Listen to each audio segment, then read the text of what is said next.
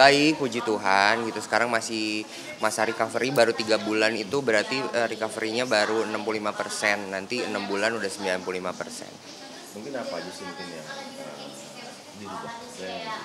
Jadi awalnya tuh aku memang ada merasa nggak nyaman di bagian mata karena udah mata aku sipit, terus udah gitu seiring bertambahnya usia tuh semakin kendur, semakin turun gitu. Jadi itu bener-bener mengganggu kalau lagi beraktivitas gitu, supaya gimana caranya supaya terlihat buka matanya tuh kayak orang-orang normal biasa tuh kan. Kalau setiap hari kayak gitu capek ya, pulang ke rumah tuh ngerasa kadang suka pusing. Akhirnya konsultasi sama dokter, ngasih solusi untuk bukan operasi matanya tapi jidatnya dinaikin. Jadi otomatis matanya juga ikut naik gitu. Habis itu juga iseng nanya karena aku pernah punya pengalaman hidung aku kepukul sama temen waktu lagi latihan dance. Waktu itu diobatinya pakai ke tukang urut dan ternyata masih tetap bengkok. Aku iseng nanya ke dokternya kayak, "Dok, ini coba kalau menurut dokter hidung saya bengkok nggak? Boleh nggak sekalian saya ronsen?" Kata dokternya gitu. Akhirnya pas lagi di ronsen ketahuan ternyata hidung aku patah. Hidung aku patah dan ternyata ada case yang tidak seperti orang-orang normal lainnya. Kalau hidung di depan ini tuh ada 2 tulang kecil. Nah, aku cuma ada 1 tulang kecil. Jadi kata dokternya mau sekalian nggak untuk dibenerin gitu. Nah, ya udah aku bilang kayak, ya udahlah sakit sekalian, ya udah daripada nanti bolak-balik lagi gitu. Kebetulan memang dokternya menyanggupi, ya udah. Prosesnya berapa lama? Prosesnya berapa jam ya, dari jam 10 pagi sampai jam setengah 7 malam, berarti sekitar 8 jam setengah ya. Di Indonesia? Di Korea. Oh, di Korea. Di Korea. Kenapa milih di Korea? Kar- Ada rekomendasi seperti apa? Iya, karena aku pun juga sebelum melakukan tindakan surgery ini ada beberapa nanya-nanya juga ke temen yang memang udah pernah operasi sebelumnya gitu. Jadi ada beberapa rekomendasi dan kan pasti setiap orang pengen punya apa ya, punya referensi pengennya jadi seperti apa dan di klinik mana gitu. Akhirnya setelah banyak konsultasi sama teman akhirnya dapat 1 klinik. Iya kan, paling dapat diskon lah. Kisaran price-nya.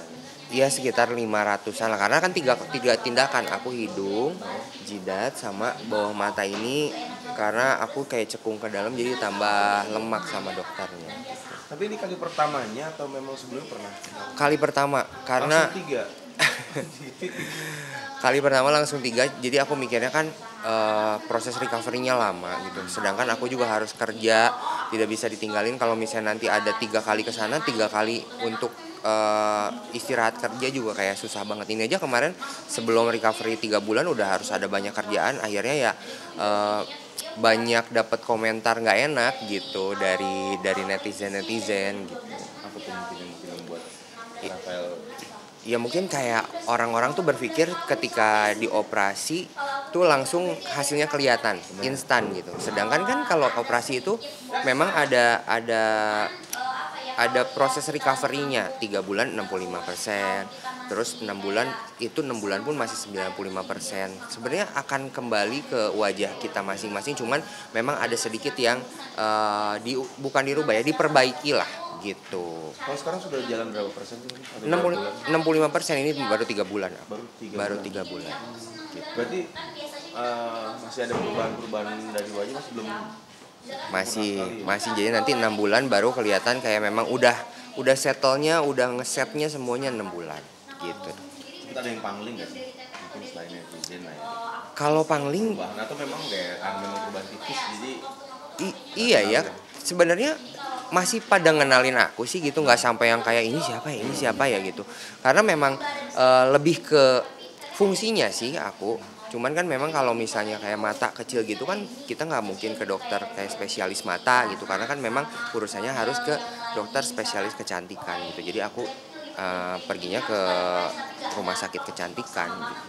Mas Rafael sependapat nggak sih ketika memang public figure memang harus banyak melakukan ya kayak perawatan mungkin ya di bagian wajah dan segala macam gitu, karena memang tetap untuk kerjanya di dunia Betul. sendiri gitu. Aku setuju sih, karena memang yang pertama dilihat sama orang kalau di depan kamera kan ya pasti muka kita gitu. Itu tidak dipungkiri ya. Dan mungkin banyak teman-teman yang bilang kayak banyak artis sekarang nggak bersyukur dengan apa yang udah dikasih, padahal udah dikasih muka yang bagus gitu.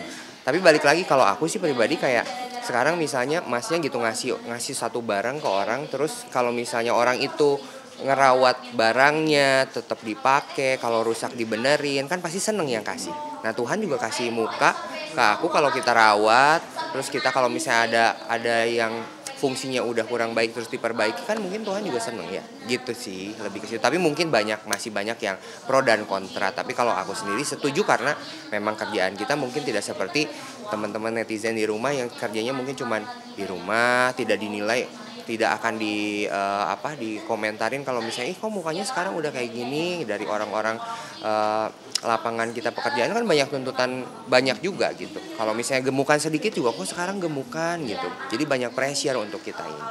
Jadi investasi juga nggak sih sebenarnya? Ya gitu, jadi sebenarnya kan sekarang banyak juga perawatan yang memang nggak usah ngapain sih oplas, kan sekarang kayak filler, botox gitu juga ada. Cuman kan itu akan merogoh kocek yang lebih banyak. Karena kalau botox, filler itu tuh rentan waktunya tuh kayak setahun harus touch up lagi. Kalau untuk surgery ini kan jangka waktunya lama, bahkan bisa sampai 10 tahun gitu, baru boleh touch up, bisa touch up lagi. Berarti kamu sendiri udah siapkan budget dengan segitu lumayan dan fantastis banget gitu untuk melakukan itu berapa? Nabung banget karena memang ya kalau menurut aku penting sih, butuh banget. Selain untuk kenyamanan aku bekerja juga, tapi selain itu juga supaya enak lah dilihat gitu sama orang. Tapi ada next step lagi nggak sih setelah ini mungkin? Kalau sekarang sih udah cukup aja gitu, karena dilihat juga setelah 3 bulan ini semua bentuknya juga bagus, terus berfungsi dengan baik. Jadi kalau misalnya tidak ada keluhan-keluhan tidak usah harus balik lagi. Tapi kan banyak juga selebriti yang menyebutnya ini adalah FOMO, ketika memang oplas semua gitu. Iya. Korea gitu kan. Lu tanam rambut banyak. Iya. Ya kan mungkin sekarang kayak seiring bertambahnya teknologi juga ya, semakin orang-orang juga berani untuk jalanin surgery ini gitu kan. Kalau waktu itu aku pun juga pertama mikirnya kayak aduh ini bakal sakit banget nih, gimana terus nanti kalau prosesnya ada kendala atau apa. Tapi kan sekarang banyak juga testimoni yang akhirnya jalanin surgery gak kerasa apa-apa sakitnya, cuman ngerasa gak nyaman abis itu.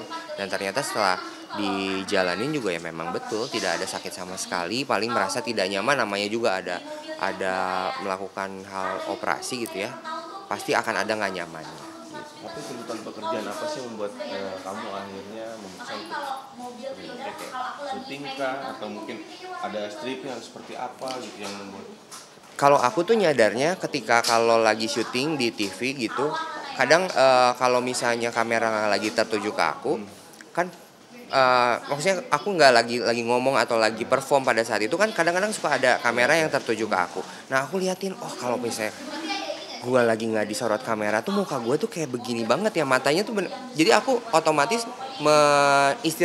istirahatkan mata aku kan.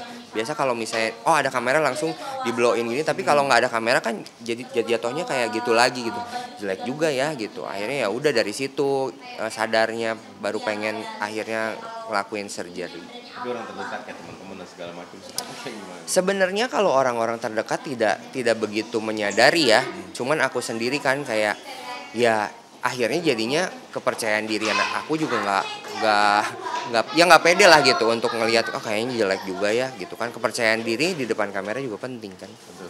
Setelah ini mungkin ada nggak sih perubahannya gitu, kayak tambah jobnya mungkin jadi lebih semangat lagi nyari jobnya, atau mungkin ada tawaran job yang lebih banyak atau seperti apa gitu kan? Sama aja sih sebenarnya, cuman kan ini ya balik lagi kan tadi tujuannya untuk supaya kita nyaman aja, supaya akunya nyaman. Ya mungkin boleh lah, mungkin teman-teman bilang itu alasan, tapi kan aku yang ngerasain ya. Itu yang aku yang ngerasain yang memang cobain deh jadi aku yang kayak udah dikasih matanya, bukan gak bersyukur dikasih mata sipit, tapi kan ya tidak dipungkiri kalau semakin bertambahnya umur semakin banyak pengenduran, tapi kalau dikasih berkat, dikasih rezeki untuk bisa jadi nyaman kembali ya apa salah. Kemarin katanya ada paket yang seperti yang barang hilang. Paket yang hilang itu juga sebenarnya tidak pernah terbayangkan karena memang udah hampir mau setahun aku tinggal di sini tuh semuanya aman. Semuanya aman. Makanya aku berani kasih tahu kurirnya, "Nggak apa-apa, Pak, taruh aja di depan pintu karena aman dan itu siang hari." Biasanya juga kalau misalnya aku tinggalin bermalam-malam pun juga pakai tetap lengkap ada di situ karena kan penjagaan security juga ada. Cuman ya memang pada saat itu ya lagi apes aja kali ya. Itu pun juga aku lagi nyuruh orang yang terdekat di rumah untuk ambil paket. Jadi kayak beda 4 menit doang gitu. 4 menit yang ngambil pergi, yang mau mengambil paket aku datang gitu. Jadi ya lagi sial aja kali ya. Kenapa? Pesen apa sih? Aku itu paketnya kalau dilihat mungkin makanya si pencuri ini tertarik untuk ngambil paket aku mungkin terlihat seperti TV Iya, gede. gitu, TV atau laptop mungkin ya. Padahal itu cuma neon box doang buat aku jualan. Aku jualan kan sekarang lagi ada bazar-bazar keluar kota, aku bikin neon box ada menunya apa dan lain sebagainya. Ya mungkin yang nyuri juga pas dibuka, ya salah mau dijual kemana gitu. Kerugiannya berapa? Kerugiannya sekitar 1,5. Tapi orangnya saat ini Diproses nggak sih begitu? Aku nggak ngeproses sih, cuman lebih ke aku upload videonya pun juga supaya tetangga-tetangga sekitar aku supaya aware aja gitu. Maksudnya nggak mau mempermasalahkan dibawa ke jalur hukum, nggak juga sih gitu. Karena ya mau gimana pun juga pasti bapak yang ngambil ini juga pasti punya tujuannya, mungkin lagi butuh buat susu anaknya, tapi tidak menormalisasikan itu. Cuman kan ya mau dipermasalahin juga, aduh buat apalah gitu. Tapi setidaknya lebih hati-hati lagi. Lebih hati-hati aja, maksudnya kayak himbauan buat teman-teman yang tinggal satu daerah sama aku supaya lebih hati-hati aja. jadi lebih protek setelah kejadian ini. Iya, karena kan memang kemarin pun juga kenapa kejadiannya bisa kecolongan gitu karena security tuh adanya di depan komplek gitu. Nah, sedangkan ini yang ambil tuh dari belakang. Memang di belakang komplek rumah aku tuh ada satu akses jalan yang khusus dibukain untuk warga di belakang ini supaya akses gampang kayak mau ke jalan raya, mau ke masjid itu gampang. Tapi ternyata disalahgunakan akhirnya ya udah sekarang kesepakatan kita untuk menutup jalan itu. Terima kasih. Terima kasih, Mas.